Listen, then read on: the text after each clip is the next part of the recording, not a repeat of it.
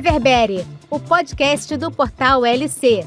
Aqui, os professores Daniel Barral, João Domingues, Rafael Sérgio de Oliveira e convidados tratam de temas atuais em matéria de licitação e contrato. Olá, sejam todas e todos muito bem-vindas e muito bem-vindos a mais um episódio do Reverbere, o podcast do Portal LC. Falamos diretamente dos estúdios da Omni Video, sempre sobre a direção de Kiko Scartesini, a quem agradecemos essa recepção com toda a equipe do Portal LC. Eu sou Rafael Sérgio de Oliveira e estamos hoje aqui com a nossa convidada especial, a querida professora Cristiane Stropa. Tudo bom, Cris? Alegria grande receber você aqui para o nosso debate no episódio de número 27 sobre vigência dos contratos administrativos na nova lei de licitações.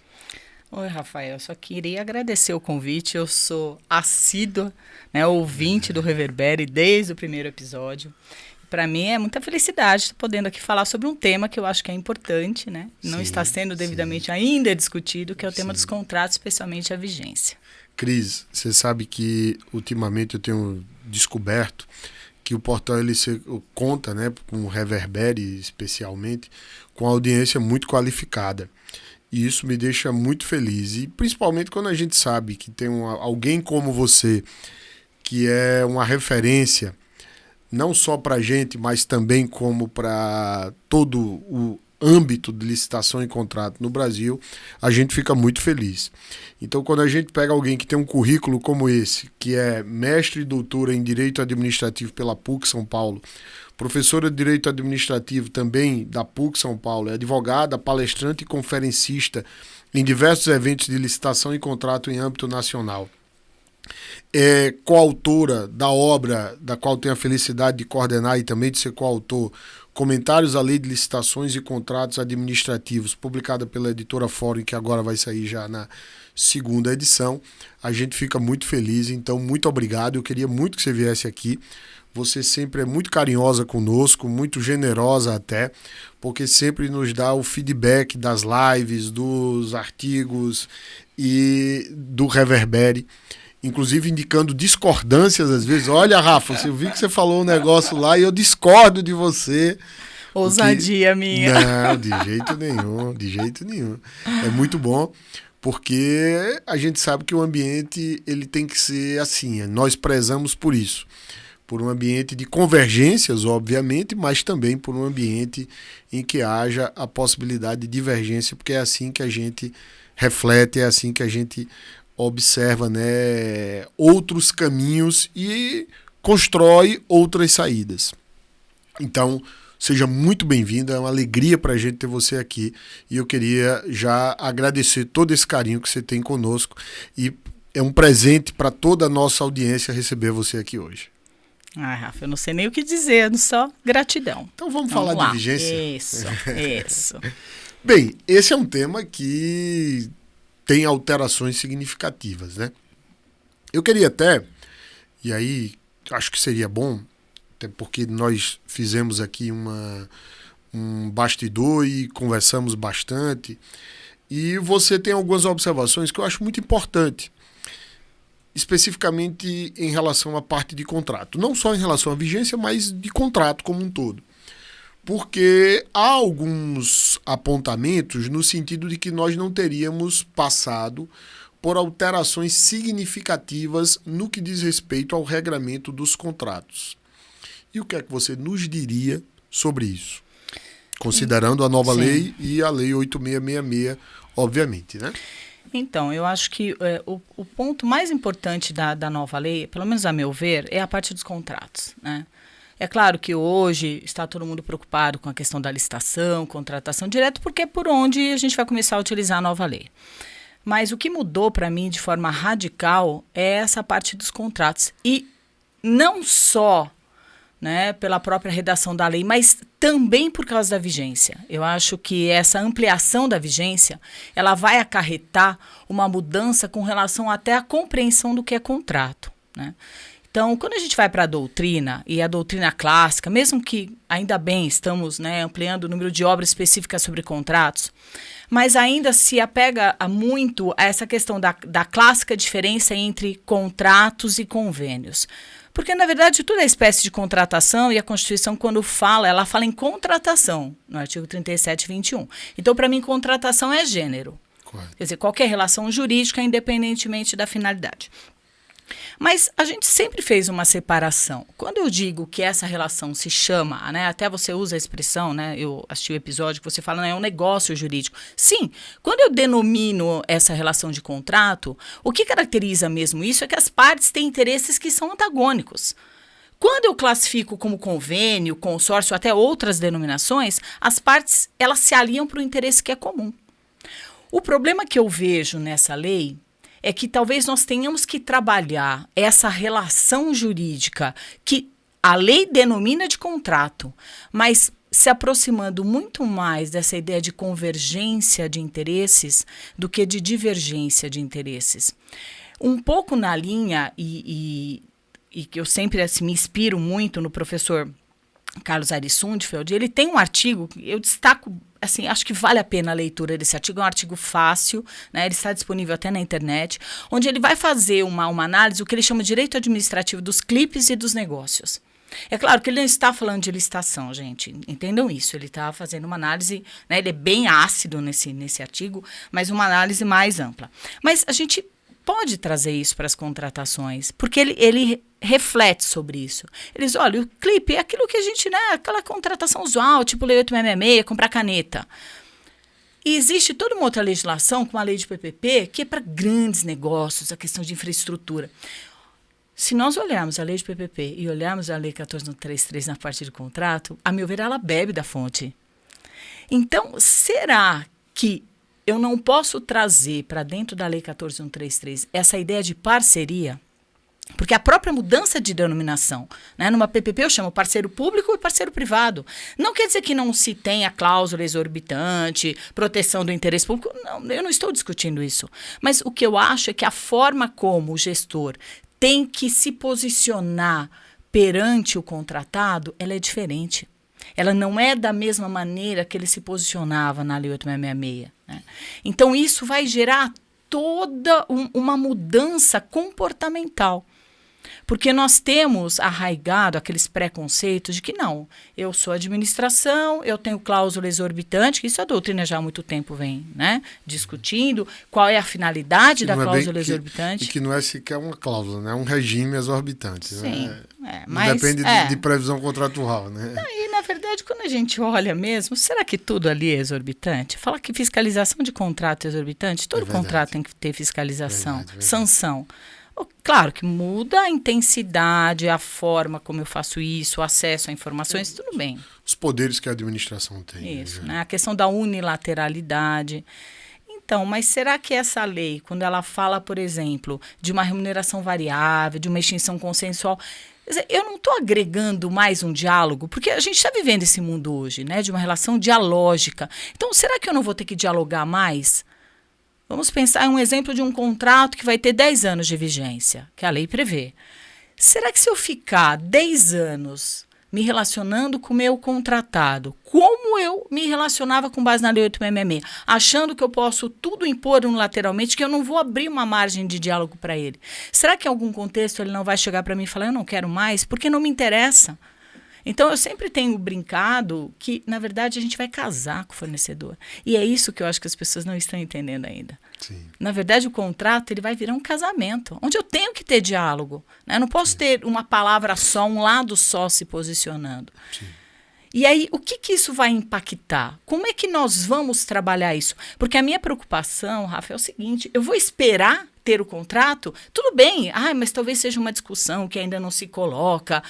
Então, será que não? Porque eu vou esperar ter o contrato para eu falar, meu Deus, e agora? O que eu vou fazer com esse contrato? Eu concordo com você, concordo. Eu acho, na verdade, que tipo, até no direito comparado e das oportunidades que eu tive de estudar, e vou dar um exemplo até de quem conhece o nosso ordenamento. Então, os portugueses, os colegas portugueses na universidade, sempre me questionavam assim, mas por que é que vocês lá falam que os acordos entre entes da administração e entre privados, que há um repasse de recurso apenas, não há propriamente ali uma aquisição de um serviço, e eles usam, ou aquisição de um bem, vocês chamam de convênio, e por que é que o contrato vocês têm uma visão que há interesses contrapostos? Porque isso não é uma nomenclatura, esse termo convênio ele não é utilizado no direito comparado, isso é contrato, tudo é contrato, qualquer espécie de ajuste.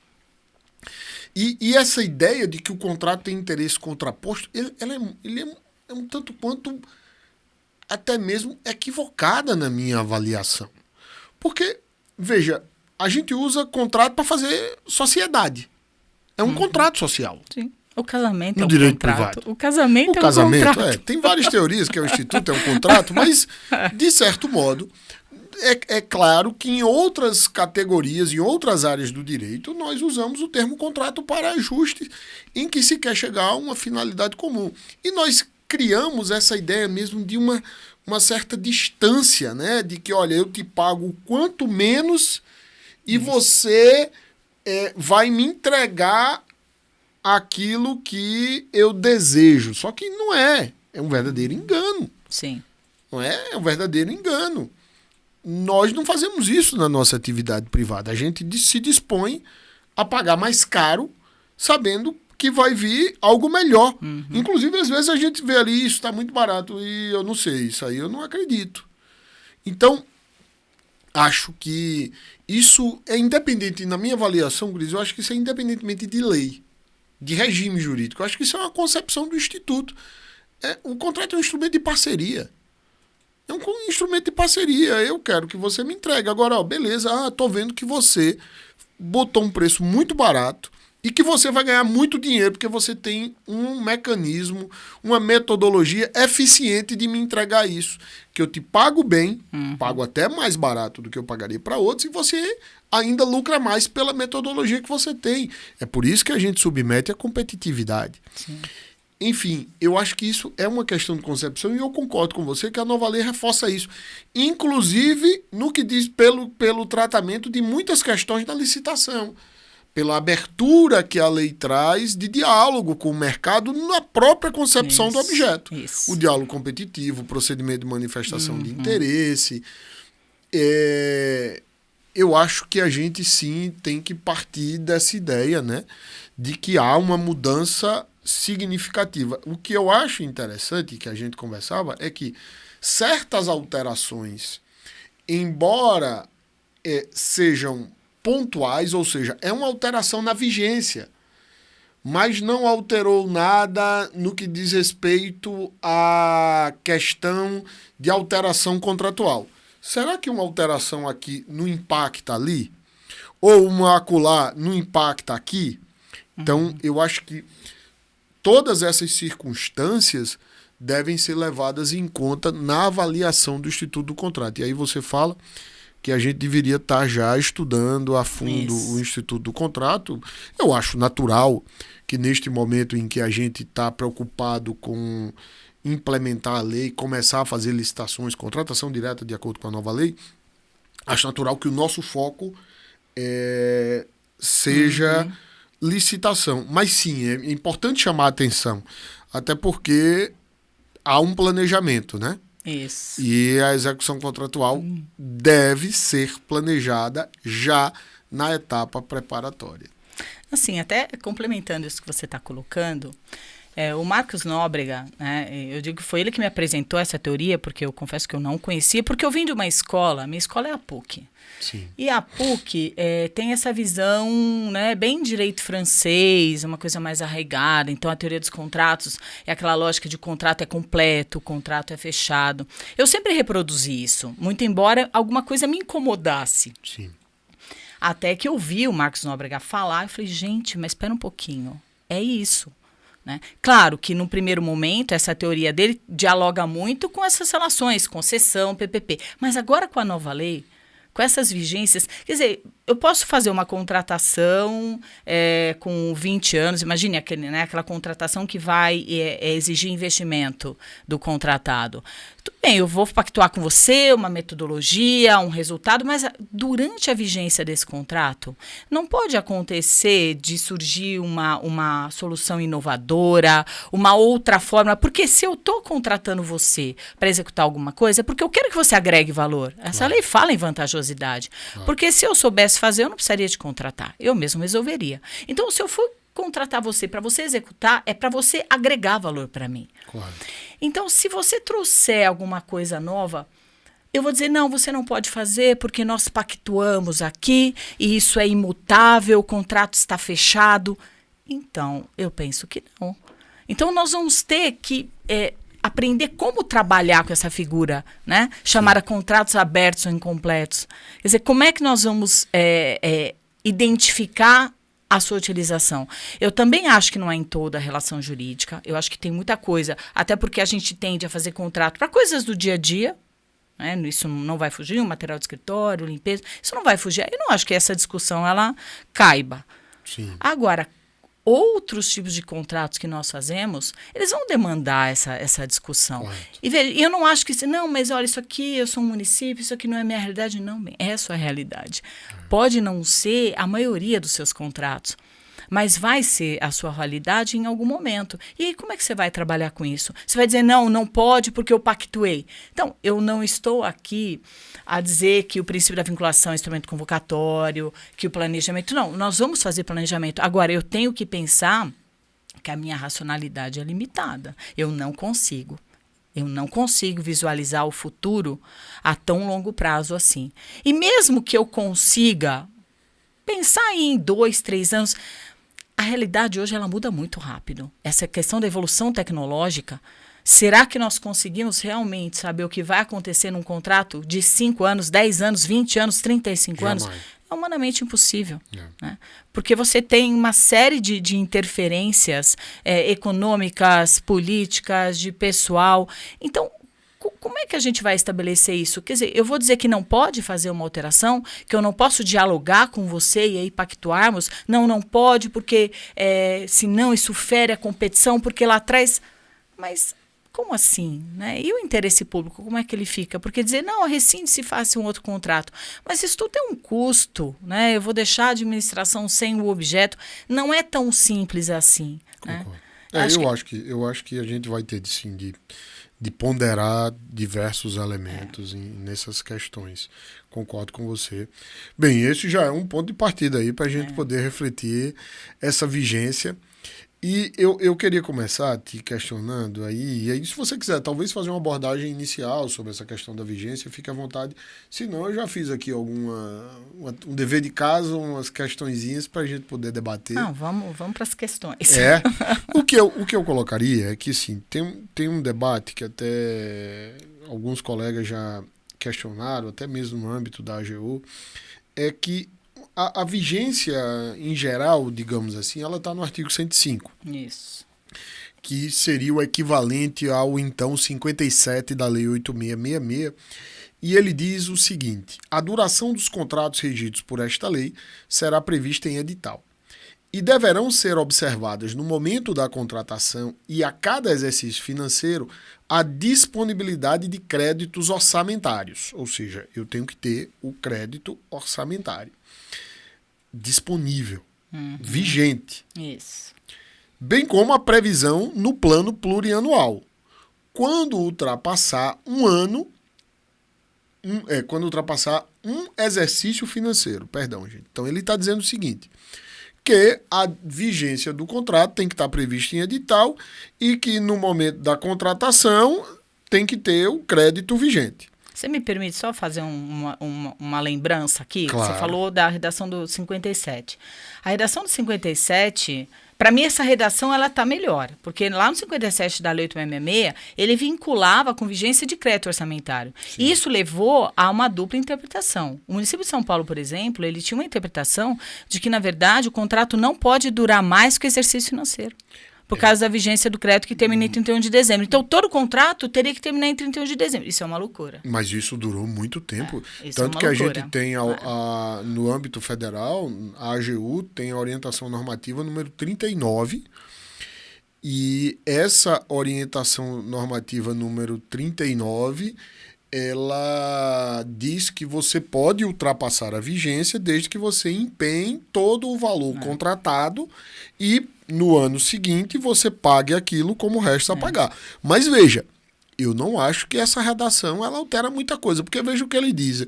Ele diz que a duração dos contratos de registro prestação será prevista em edital e deverão ser observados no momento da contratação e a cada exercício financeiro a disponibilidade de crédito orçamentário, bem como a previsão do plano plurianual. Eu até acho que até aqui que ele dizia a cada exercício financeiro, dá a entender que eu posso a cada exercício financeiro ir lá, independentemente de ser um contrato de serviço ou fornecimento continuado, e dizer, tem disponibilidade, então esse crédito pode entrar na vigência do ano seguinte. Só que veja, Cris, que ele diz assim, bem como a previsão do plano plurianual, quando ultrapassar um exercício financeiro. Então, ele dá a entender aqui, e é essa polêmica que está colocada, que só seria possível ultrapassar um exercício financeiro quando houver previsão do PPA.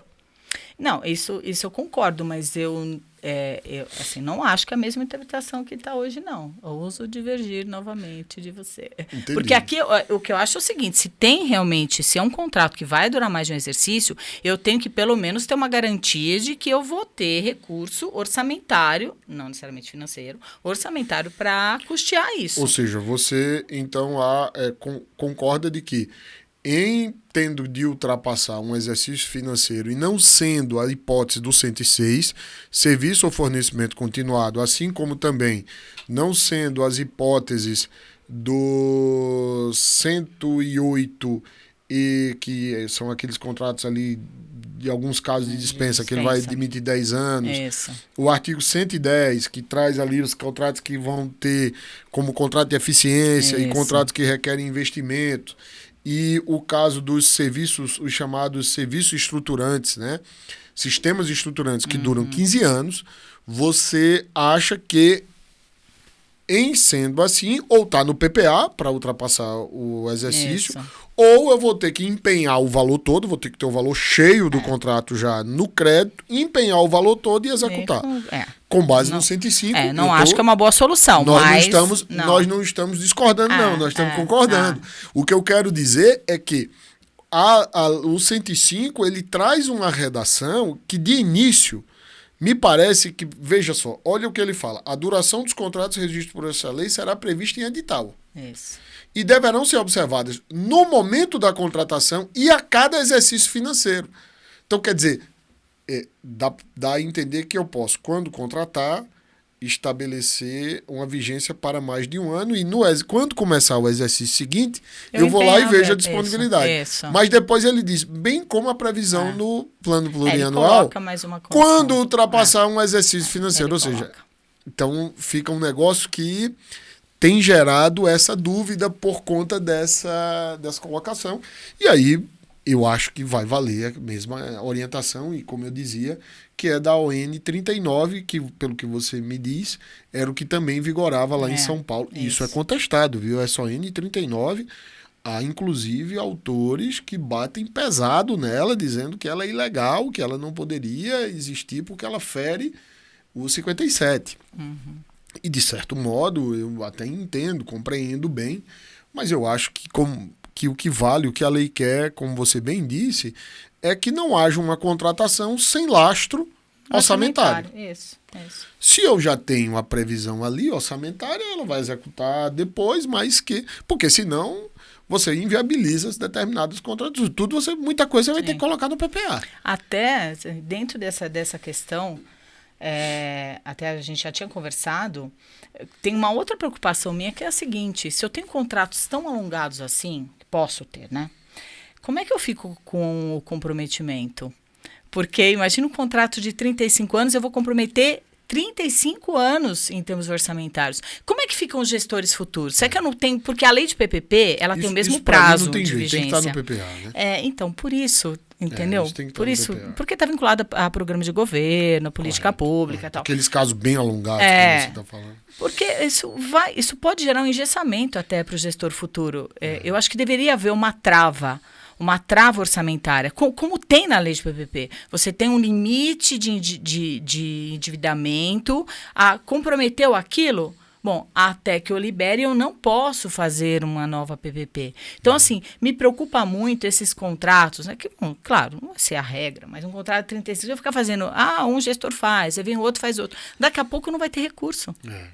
Não? Mas eu acho que esses casos do artigo 110, o sistema estruturante, eu acho que isso tem que estar no PPA, né? Porque são tão longos, né? Sim. Que dificilmente nós não teríamos aí essa possibilidade. Aí vem a vigência dos continuados, que são serviços e fornecimentos. E aí eu vou deixar para você continuar, que eu acho que você está ansiosa para falar disso. Não, eu acho que primeiro eu gostei da lei ter trazido, né, a ideia de continuado para fornecimento, que era uma polêmica, porque a necessidade da administração ela é reiterada, não tinha lógico fazer todo ano o contrato. Mas a redação da lei no tocante à extinção especial, aí eu vou ler aqui, que é o 106, inciso 3, e depois o parágrafo 1º em especial. Por favor, fique à vontade. Eu acho que eles até tiveram uma boa intenção, né? Sim. De elucidar, mas a redação não ficou muito, muito boa, não.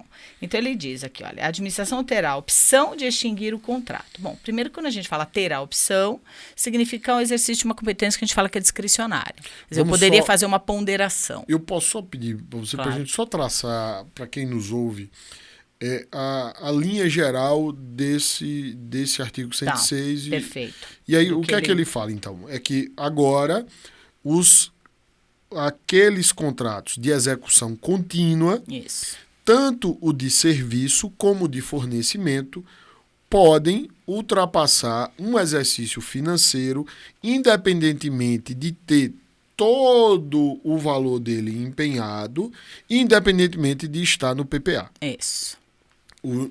E aí, ele vai são ter uma contratos vigência, não com é vigência prorrogação. plurianual. Isso. E que pode ser de até 5 anos. Com possibilidade depois de prorrogação por igual período, Ou seja, até 10 anos. Por mais 5. Esses contratos podem vigorar por 10 anos. Serviço e fornecimento continuado. Era uma discussão que muita gente coloca aqui, mas não tem fornecimento continuado. E tinha fornecimento continuado. Nossa, claro o que não tinha a possibilidade da vigência dele ser prorrogada com a renovação do respectivo quantitativo. Como existia com o serviço. Mas existia o contrato, a forma de fornecimento, o regime continuado. Isso existia. E agora nós temos tanto um como o outro com essa vigência plurianual de até 5 anos. Então, eu posso assinar logo 5 anos. Sim. Posso assinar 2 anos, posso assinar 12, da demonstração de 12 meses e vou prorrogando. Isso. Todas essas possibilidades existem. Inclusive, eu vou aproveitar que você falou isso, porque a lei fala que o gestor, né, ele fala, a autoridade competente deverá testar a maior vantagem econômica vislumbrada em razão da contratação plurianual. Isso, para mim, já leva a uma posição de que o gestor tem que tomar muito cuidado se ele, né, até vinculado ao apetite a risco, dizer, não, eu não tenho apetite nenhum, vou fazer sempre 12 meses. Não. Desculpa, se a lei me deu a possibilidade de fazer um contrato com a vigência mais alongada, ninguém está dizendo que tem que ser de 5 anos. Mas eu acho que tem que justificar muito bem qual vai ser a vigência escolhida. Ou seja, Cris, tem que fazer gestão. Porque, assim, isso é fazer gestão, né? Decidir, olhar, ponderar a situação, os cenários. Não, esse aqui eu não vou me comprometer logo por 5 anos. Eu vou fazer a cada 12 meses e eu vou prorrogando. Eu vou ver as consequências disso. Como a gente falava, a alteração da vigência altera, inclusive, o valor do contrato inicial. Né? O valor do contrato agora são 5 anos. E há uma série de questionamentos quanto a isso, porque, por exemplo, a lei diz que eu só conto o valor anual para a exigência da garantia. Mas existem outras circunstâncias que eu queria saber se eu devo levar o valor anual ou o valor de todo o ajuste. De todo o ajuste, como, por exemplo, a dispensa. Enfim, há muitas polêmicas aí que fogem até mesmo da discussão puramente da vigência. Isso. Continuando. E aí, até assim, aproveitando, né, já que a gente colocou as condições, lembrando que também a lei diz que a administração vai ter que atestar no início da contratação e a cada exercício, né, então a gente não pode esquecer disso, que tem crédito orçamentário vinculado à contratação. Porque não adianta nada eu continuar e eu não ter recurso orçamentário para efetuar o pagamento. E depois a vantagem em sua manutenção. Então, achar que é porque eu tenho vigência e não prorrogação, que eu não preciso evidenciar, então eu me livrei e não tenho que fazer pesquisa. Não, isso é um equívoco. O trabalho, porque isso para mim está relacionado à gestão do contrato. Correto. Eu tenho que evidenciar que é vantajoso manter essa relação. Porque se não for, realmente, eu vou ter que extinguir essa relação. Ô Cris, eu vou te fazer uma pergunta aqui, aproveitando um ponto que eu acho que também é importante, que é a questão da essencialidade. Porque nós tínhamos uma ideia de que o serviço contínuo, nos termos do 57.2 da 8666, ele deveria ser essencial. Por isso, inclusive, que eu poderia assinar um contrato com vigência plurianual sem o empenho do valor total dele. Porque, por ser essencial, haveria uma certa presunção, que não acontecia na prática. Isso, de que não poderia interromper. E que, por isso, eu teria o orçamento, eu teria a disponibilidade orçamentária. Eu, particularmente, não vejo a essencialidade nos contratos de serviço contínuo que a gente assina. E eu não sei qual é a sua opinião sobre isso. Então, o que eu acho é que a gente normalmente classifica serviço como sendo contínuo, né? Às vezes o serviço ele não é contínuo, ele é escopo. Correto. Então, acho que vai muito da minha necessidade. O que eu preciso? Eu preciso que aquele serviço seja prestado de forma reiterada? Às vezes ele não é tão essencial, porque essa questão de essencial, eu não gosto muito dessas palavras, porque elas precisam ser preenchidas.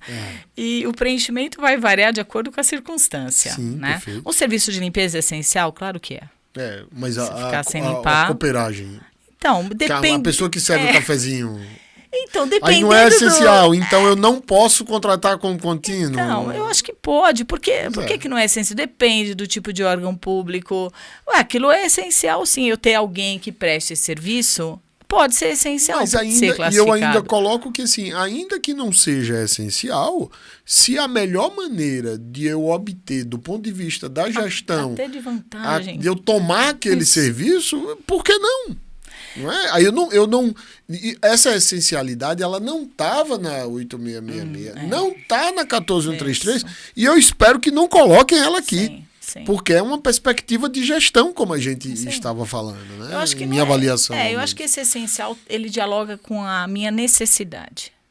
Né? Eu acho que até era uma característica, né, que eu tinha que demonstrar, essencial, é necessidade. Sim. Eu acho que se ele é necessário... A IN5 define o serviço contínuo como um serviço essencial. Tá. Então, veja, se ele é necessário... ele pode não dialogar com a minha atividade fim, mas aquilo é importante até para eu desempenhar a minha atividade fim. Sim. Então, ele é necessário e por que não é essencial? Eu não sei, eu acho ainda que são porque palavras... Eu diria que assim, que há uma coisa que é o que é útil e o que é essencial. Útil é algo que, digamos assim, não é indispensável. O essencial, ele é indispensável. Isso, eu não fico sem, eu não sobrevivo sem. O órgão não exerce a sua função sem ele. Sem isso. E eu acho que mesmo o útil pode ser contratado com continuidade. Né? E aí, veja, eu diria até, vamos para o ponto que você quer colocar para a gente, além que é a questão da rescisão. Então, primeiro que a lei fala que é opção de extinguir. Bom, se é opção, dá uma ideia de uma discricionariedade, algo que eu questiono, porque eu não sei se é tão discricionário assim. Sim. Sem ônus, isso é um problema, porque quando a gente fala sem ônus significa que é sem custo para a administração. Sim. Só que a lei coloca duas circunstâncias. Quando ela não dispuser de crédito orçamentário para continuidade. Bom, se eu não tenho recurso orçamentário para honrar com o pagamento, eu não vejo como manter essa relação. Então, isso não é discricionário. Agora, isso não significa que não tenha ônus. Porque, bem ou mal, eu garanti, por isso que é a minha preocupação de olhar para esse contratado como um parceiro. Ele acreditou em mim, ele confiou em mim.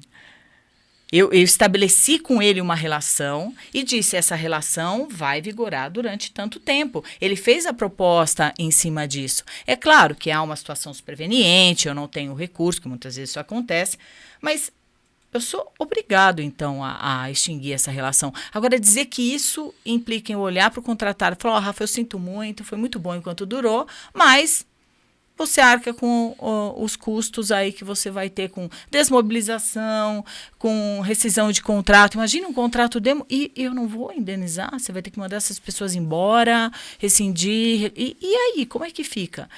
Eu acho que isso contraria até a ideia de responsabilidade da própria Constituição. O Estado responde, a responsabilidade dele é objetiva, independentemente de dolo ou culpa. Então, assim, como dizer sem ônus? Né? Eu acho que isso aqui ainda vai ser objeto de sopesamento, e talvez até a interpretação seja pelo Tribunal de Contas, eu prefiro que seja por um Tribunal de Contas, né, até o TCU, eu prefiro, para dar até um pouco de suporte até para o sistema Tribunal de Contas, do que, por exemplo, o Poder Judiciário, que vai acabar fazendo uma interpretação muito casuística disso. E aí vem o outro, que é quando ele entender, né, como se a administração tivesse essa subjetividade de entendimento, que o contrato não mais lhe oferece vantagem. Nossa, isso é muito aberto, Porque aí sim eu estou falando de uma pura discricionariedade, com a qual eu não concordo.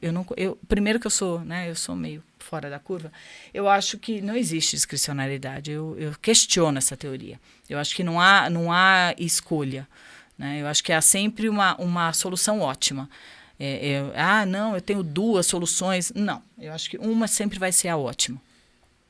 Então, assim, eu teria que ter uma farta argumentação aqui para dizer, olha, aquela vantagem que eu pensei quando fiz o meu planejamento, quando te contratei, ela não está mais presente.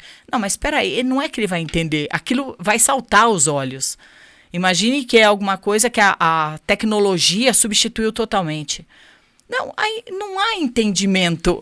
Desculpa, é uma coisa que eu vou ter que extinguir, porque aquilo realmente não vai mais oferecer utilidade para a administração. E aí, nessa hipótese, no ter ônus é pior. Isso é uma hipótese que é uma extinção unilateral, né?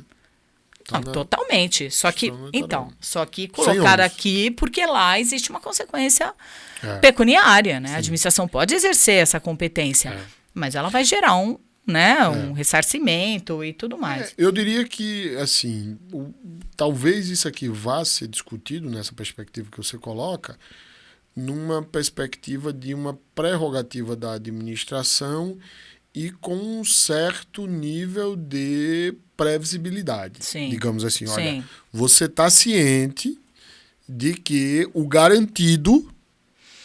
O pacta sunt servanda? Então... É um ano. Eu tenho tanta resistência então, a assim, isso. Esse é um ponto que eu até falava um dia desse, Cris, com os... É por isso que eu sempre gosto de dizer assim, olha, nós não temos um regime de cláusulas exorbitantes, nós temos um regime um regime jurídico exorbitante. Isso é lei. Contratado, quem lida com a administração pública, que é privado, você tem que conhecer desse regime para você precificar. Porque risco é muito alto. O que a professora Cristiane está dizendo é que isso pode ser questionado, mas até a gente chegar a um ponto de eu dizer, olha, realmente isso aqui não vingou, é outra história. Porque aqui é colocado, inclusive, como uma prerrogativa só da administração. Isso. O que se questiona do ponto de vista da constitucionalidade e tudo aquilo que você colocou. É uma prerrogativa da administração. O contratado não pode chegar e dizer, administração, vem cá, o contrato faz 1 ano de aniversário agora e eu não quero mais. Faz 2 anos, faz 3 anos e eu não quero. O particular não pode fazer isso. Ele pode pedir para a administração ver se ela concorda, mas ele extinguiu unilateralmente nessa circunstância. Não pode. Aí, então, é importante que a administração aqui considere, e aí eu acho que há questões que são de consequências muito graves, que eu vou colocar logo que é 5 anos. E aí vou dizer, olha, você já tem um contrato de 5 anos. Está garantido 5 anos, bote o preço mais baixo. Se isso fosse na Lei 8666, era melhor. Sim. Porque na Lei 8666, quando a administração colocava 5 anos, tinha que ser 5 anos. Isso. Não existia essa história de extinção no aniversário do contrato. Não. Agora tem. Agora, não há necessidade burocrática da prorrogação, mas há possibilidade de extinção, que equivaleria à não prorrogação. Assim, até dentro desse ponto... Sem qualquer efeito. Assim, veja, você colocou uma questão aqui. Vamos imaginar que eu coloque isso na minha matriz de risco. Então, eu acho que vai ter que colocar. Como eu tenho que alocar. Eu vou alocar como administração. Tá bom, porque aí a contratada estava ciente de que eu podia exercer essa competência, só que, você mesmo já disse, ela vai precificar isso. Vai, tem que precificar. Não, e não tem como. Porque se acontecer, ela vai arcar com todos os custos. Agora, a administração está preparada para isso? A administração não sabe nem fazer, não sabe nem analisar risco. Tu mais alocar isso e assim, trabalhar isso. Às vezes, Cris, isso pode vir com um argumento de que vou colocar 5 anos, você vai ter um investimento inicial, mas você tem 5 anos para amortecer esse investimento. E, de repente, ele pode rescindir. Porque isso acontecia muito na Lei 8666, de contratos com vigência inicial de 36 meses. Contrato de call center, Anatel, INSS, a NTT, contratava um call center, tem um investimento inicial, ela colocava uma vigência mais alongada do que os 12 meses iniciais. Mas aquilo era garantido. Agora tem que ter esse cuidado. Porque, assim...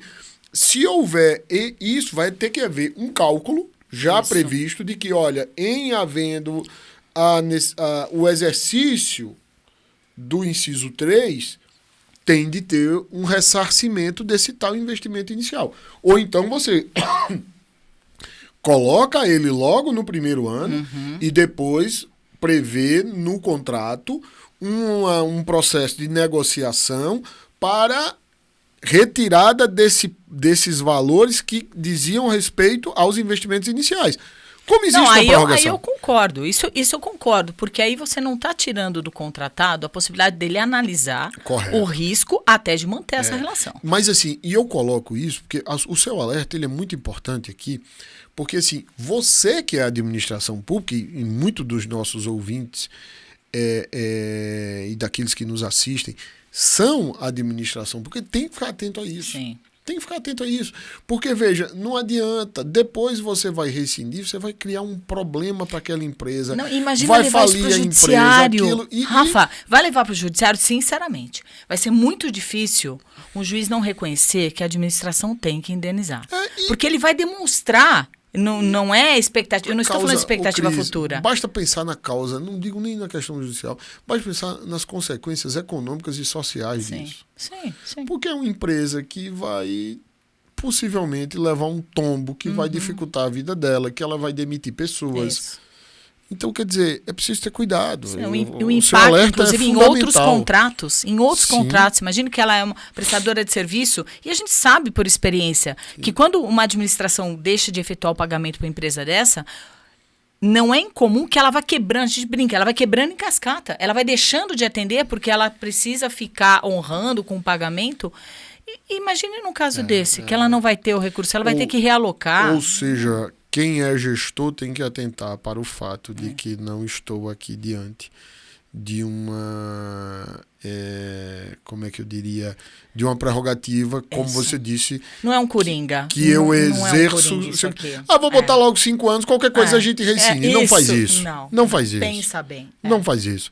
Planeja direito, pensa. Isso. Olha, esse contrato eu não sei, então vou prever a cláusula da prorrogação. Prever a cláusula da prorrogação nesses casos. Não, isso é contrato aqui, ó. A gente faz 30 anos que a gente tem esse contrato, a gente precisa dele. Isso. Beleza, mete 5 anos. E se tiver de rescindir, vai ser realmente uma exceção da exceção. Mas nesses casos tem que ter muita reflexão. Não, e até dentro dessa linha, você falou até da data de aniversário, que é outro tema. Assim, eu tenho dó do legislador, porque o nosso papel também assim, é mais fácil, né? Porque a gente não redigiu ali. Só para a gente esclarecer. Então, quer dizer que o que diz a lei, gente, é que essa rescisão, por parte da administração, ela é uma prerrogativa da administração. Isso. E ela poderia ocorrer, segundo a lei, vou dizer o termo utilizado pela lei, é que ela poderia ocorrer no aniversário do contrato. Diz a lei assim, parágrafo 1º do artigo 106, ela diz: a extinção mencionada no inciso 3 do caput deste artigo ocorrerá apenas na próxima data de aniversário do contrato e não poderá ocorrer em prazo inferior a 2 meses, contado da referida data. Isso. E aí vem outra polêmica. Primeiro, o que é aniversário do contrato? O que é data de aniversário. Bom, eu já vi vários entendimentos. Eu sempre acho que data de aniversário eu conto de quando eu formalizei o contrato. Sim, então, de quando iniciou a vigência dele. Isso. Então, eu acho deu que 12 isso. meses, ele fez um aniversário. É como na nossa vida. A gente É. não faz aniversário nem antes, nem Correto, depois. correto. Mas eu já vi uma interpretação dizendo que esse data de aniversário equivale a exercício financeiro. Não, acho que não. Mas eu já vi. acho que não. Entendi, né? entendi, mas eu acho que não. Eu também não concordo. Eu acho que data de aniversário é 12 meses de quando ele foi formalizado. Correto, né? correto. É claro que isso também pode, assim, você está falando, gente, a minha cabeça também é devagar. É da data da assinatura ou da data em que eu disponibilizei no PNCP que ele gerou efeito? Quer dizer, isso é, não, isso ainda vai gerar pano pra manga. Eu Porque acho você que é tem o uma início diferença da entre vigência. eficácia, Sim, eficácia e existência. Verdade. Eu acho quando que é o ele início existe. da vigência. Eu acho que é o início da vigência. Porque ele pode ser assinado hoje, dizendo que ele começa a vigorar a partir do dia 1º de agosto. Então é só 1º de agosto, não é da existência, da eficácia. Primeiro a gente não está gravando dia 1º de agosto. E o episódio vai ser disponibilizado semana que vem, depois do dia 1º de agosto. Mas assim, eu posso assinar com data futura. Isso. Olha, eu assino hoje, o contrato começa Uma a ordem de vigorar início. daqui a 15 dias e tal. Isso. Eu acho que é essa data, é a data de início da vigência. Eu diria que é então isso. Está relacionado à eficácia, não à existência dele. A vigência. Porque, Então, por um lado, é pela eficácia quando por ele um lado, está em vigor. mas se eu começo, se chega o dia da vigência e ele não está publicado, ele ainda não Então, pode ele dar não ter existe. eficácia. Isso. Não, ele existe, Não. está vigente, mas não e pode aí gerar outro- efeito. Gente, é isso outra daria discussão. outro podcast. Outra discussão. Para mim, outra ele não discussão. existe. Mas tudo bem. Porque Entendi. o que a lei coloca é condição de a publicação é condição de eficácia. que para Ou mim é lei de seja, existência a também. possibilidade de gerar efeito. Né? Que claro, mas aí é uma discussão um tanto quanto nossa, que somos juristas, e uma discussão jurista que é tipo o plano da eficácia, da existência, e validade. que não tem muito efeito prático. Não, isso. Mas de todo Mas modo, algo tem que ser decidido. Quando é que você vai contar essa data de eu aniversário? acho que é a vigência, porque nós estamos falando de vigência e é o aniversário da vigência. Então, isso. quando é que o instrumento indica que começa a vigorar esse contrato? Isso. É a partir daqui. Pronto. Eu diria Está que é pactuado a partir daí. isso. Eu acho que é isso. E aí o problema é o seguinte, então deu 12 meses, mas aí eu vou ter que, essa vedação, e não poder ocorrer em prazo inferior a 2 meses contado dessa data. Isso Então, o que é isso? Significa que antes dessa data, até 2 meses antes, eu não posso. Sim. Ou passa a data do aniversário e aí 2 meses depois. Sim. Gente, os dois entendimentos existem. Eu também acho. Então, acho isso é muito... Agora, se a gente dialoga esse parágrafo com o inciso 1, a coisa fica pior para mim. Porque eu não tenho crédito orçamentário. Eu já sei que eu não tenho, vou esperar. Então, primeiro, vamos lá o que você coloca aqui. O que eu acho primeiro é que o que a lei quer com essa história desses 2 meses? Avisar, né? Dá Evitar um uma tempo para surpresa. ele. Isso. Como Se a gente já prepara. faz hoje. Correto. Se Não é prepara, diferente. não vamos continuar. Isso. Não é? Se prepara, você vai ter aí, nós vamos continuar por 2 meses. Até para você poder desmobilizar, Exatamente. né? Fazer as pegar suas... o recurso daquilo ali, Isso. o lucro que você tem para Isso. eventualmente pagar a verba rescisória. Isso. Ou Para qualquer você poder coisa. se estruturar, e eu também, até para eu decidir o que eu vou fazer também, Claro. né? Quais são as providências Claro, futuras. Claro, Então, verba rescisória não falo dos contratos de trabalho, mas Isso. verba rescisória de outros contratos que você tem, de tudo aquilo, todos os compromissos que você tem. e Como tudo decorrentes daquela relação. É. Isso. E aí, assim, então, eu acho que o que ele quer garantir aqui é, primeiro, que seja na data, e segundo, que tenha essa garantia de 2 Eu te meses dei pelo contados menos da data da isso. notificação. Isso. O que eu acho é que eu tenho direito a inteirar o aniversário. Eu tenho que chegar lá, eu tenho direito a chegar até o aniversário. Tá. eu tenho direito a chegar até o aniversário. Essa. E eu diria que numa situação que seja benéfica para ambos os lados, a administração e contratado, é que a administração pode notificar até o dia do aniversário. Se a administração, então, notifica com 3 meses antes do aniversário, a relação contratual vai chegar até o aniversário. Se a administração notifica com 2 meses antes do aniversário, a relação contratual vai chegar até o aniversário. Se a administração notifica 1 mês antes do aniversário. Então, porque ele fala que é 2, né? Então ela vai passar de um mês do aniversário. Porque é como se a lei tivesse dado ao contratado esse período de 2 meses. Correto. O direito dele é de chegar até a data do aniversário. Pode ser mais. Pode ser mais. Agora, ela notificou no dia do aniversário.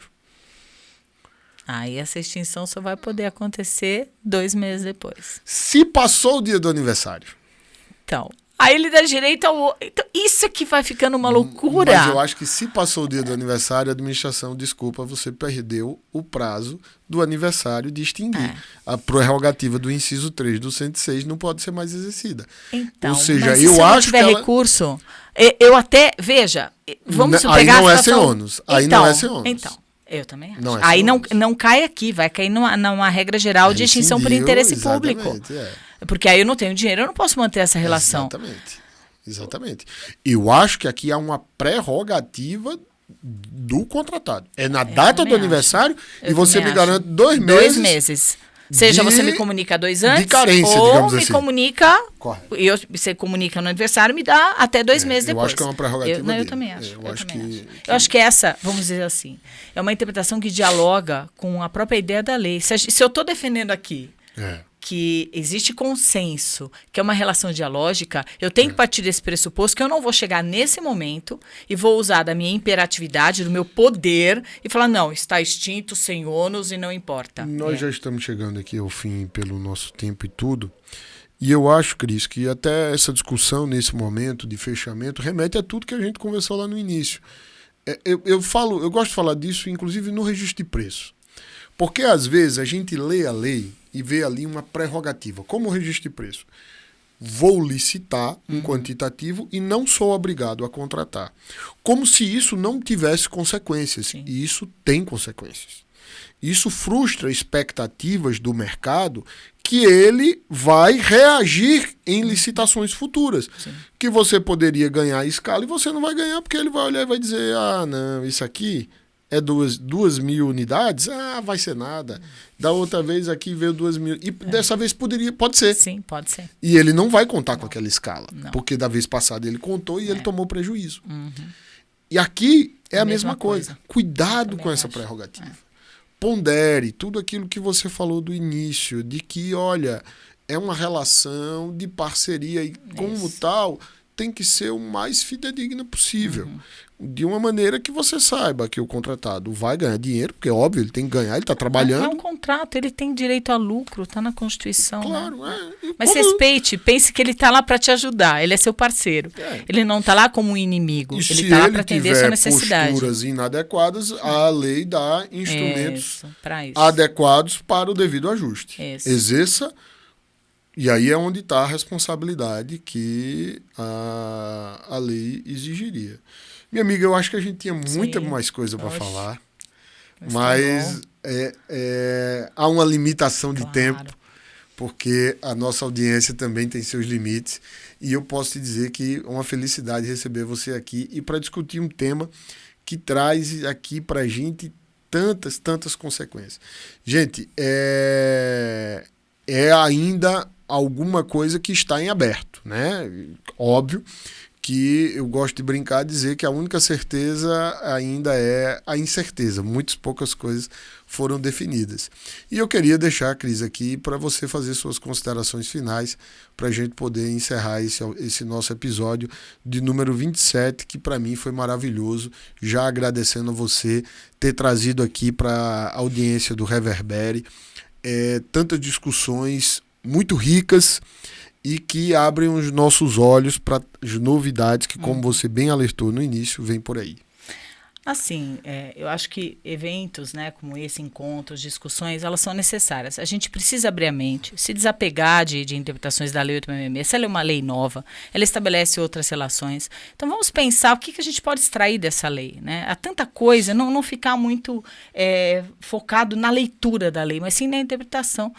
Né, e tentar extrair dela melhores relações, porque eu acho que nisso ela é melhor que a Lei 8.666. Né? Então, como você colocou, a gente tem que interpretar essa lei, eu brinco, eu escutei isso uma vez do Rodrigo Zambão, a lápis, não a caneta. Verdade. Né?